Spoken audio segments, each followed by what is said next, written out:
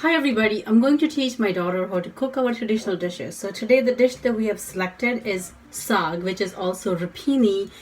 You can find this anywhere from your supermarket. My American friends, you can get this from Price Chopper. It's listed under rapini, or you can get this from ShopRite and it's listed under broccoli rabe. This is what it looks like. It has these small little flowers that look like broccoli kind of.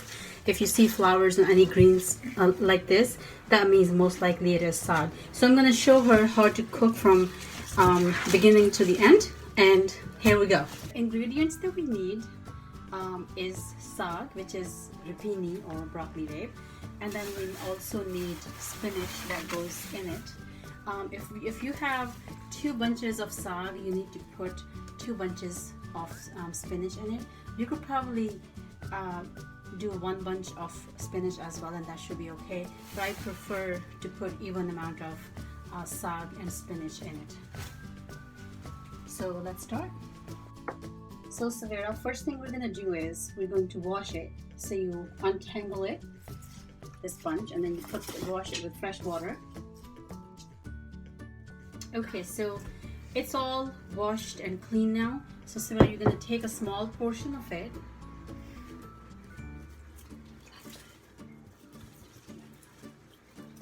Just one. And then you just cut this front part a little bit. Just a little. That's too much. Yes. You can chop that in there, but I just prefer to throw it away. And then you just chop this in small pieces like this.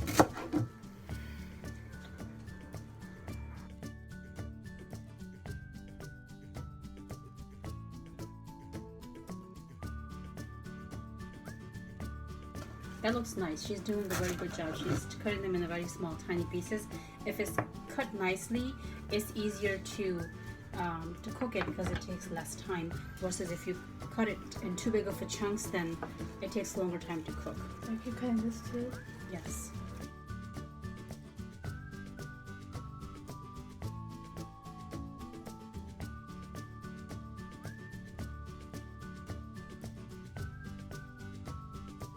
And there you go. That looks beautiful.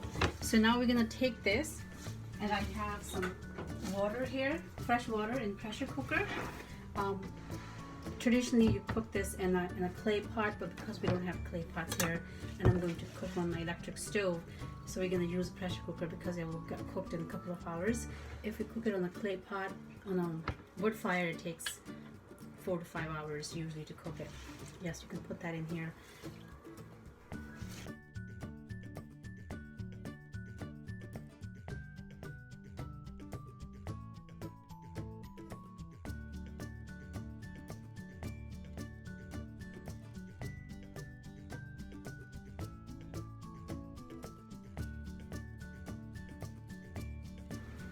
Alright, so now we've already cut all the saag. Now we're going to cut the spinach. It's already washed. Why don't you go ahead and cut this, and we'll add that to the saag as well. Same way? Yes, same way.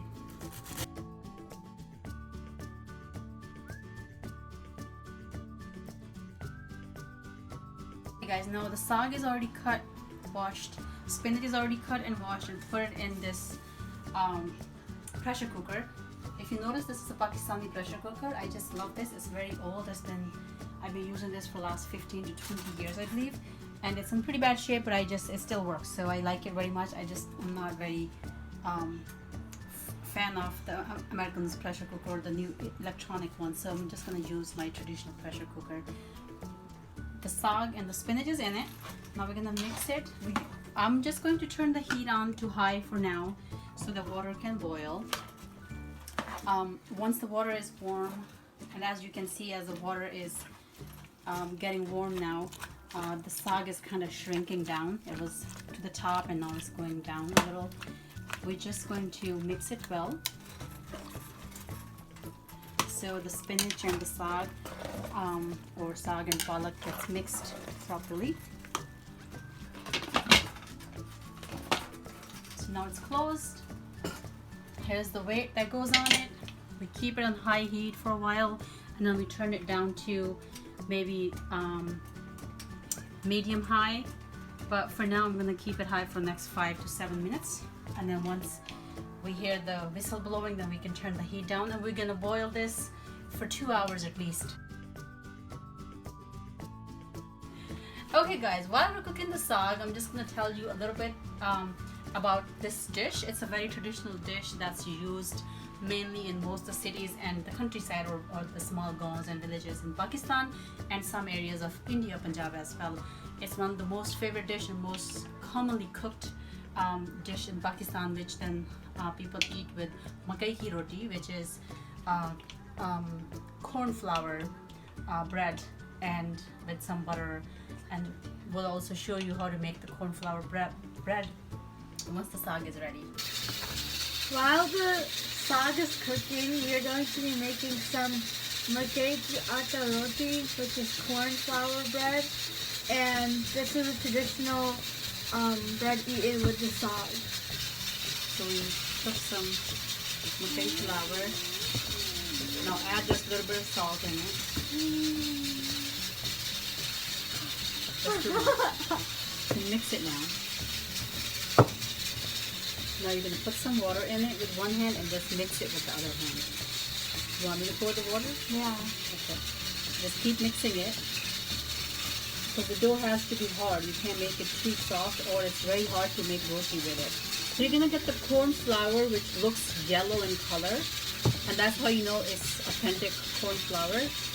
Some people would just pick something else, which is not going to give you the same flavor that you need for this recipe.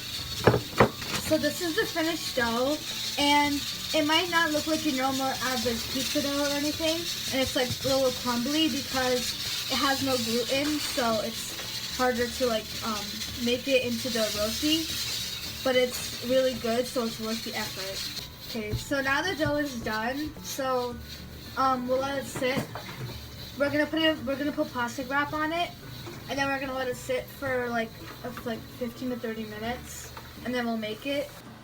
Okay, so now the saag is done. So now, just a little hack that I'm going to teach you. If we take this off, see how it just blows the little steam pressure?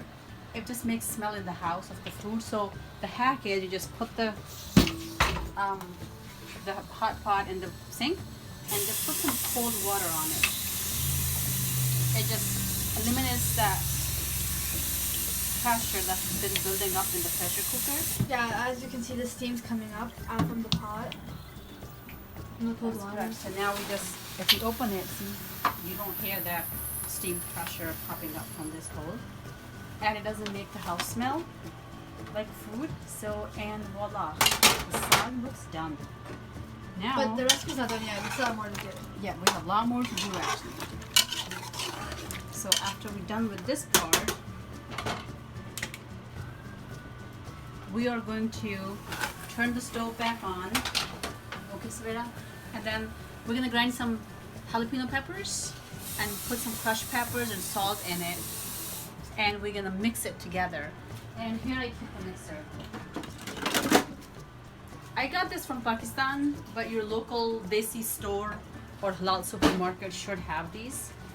They carry lots of the traditionals. So we take this, Savita, and then you're going to mix it. So, like that. So go ahead and mix it. And then we're going to put some jalapeno peppers. We're going to grind them and put them in. You can put the red chili pepper too, but I personally like jalapeno pepper. It gives it a nice flavor. Okay, so now we're just going to grind some jalapeno peppers. We put like a, according to your flavor, it depends how spicy you like. We like it to be like, quite a bit spicy, so we put enough jalapeno peppers in it, and now Sarah's going to grind it. So now take it out in that bowl. This is what it looks like. And it's done now. You can put that in there. Maybe not all of it, just save some in case it's too much. Yeah, put half of it for now. If you need more, you just put more on it. And now you're going to mix it. You're going to put some salt in it. So we'll put like 1 spoon of salt. Hopefully I don't pour the whole thing out this time. Tastes good. Yes, that's enough for now, and then we'll taste it and see if we need to put more.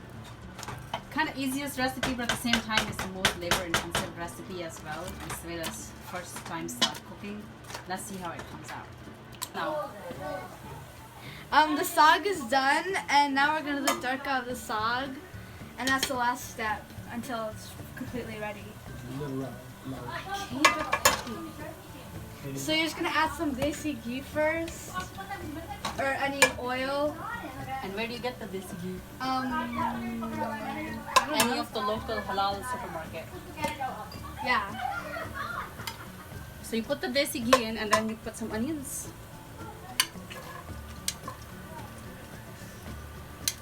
And wait till the onions are brown.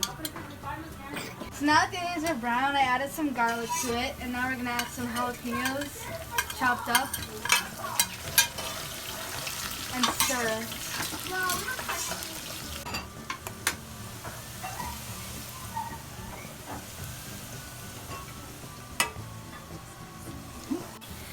So now the tadka is done, so now we're gonna add the saag into it and let's get it. Yeah, stir it. Do it. Yes, we'll add it. All of it? Yes.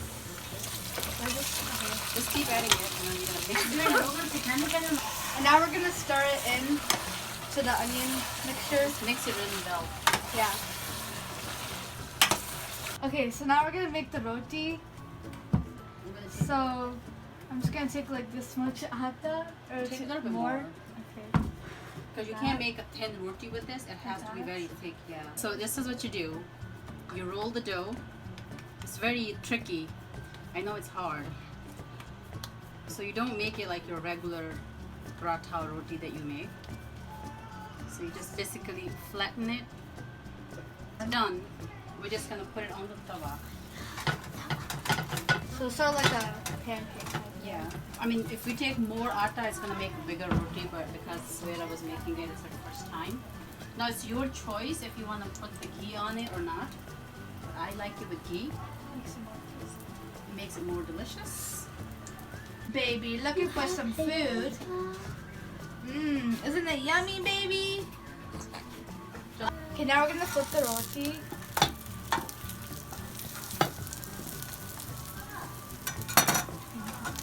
Okay, so here's the finished product of my roti that I made.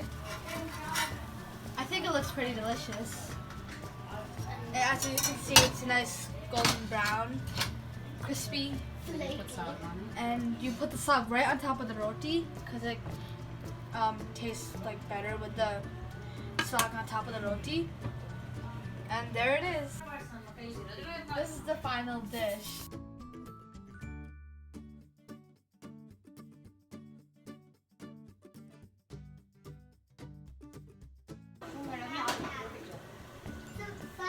Maida?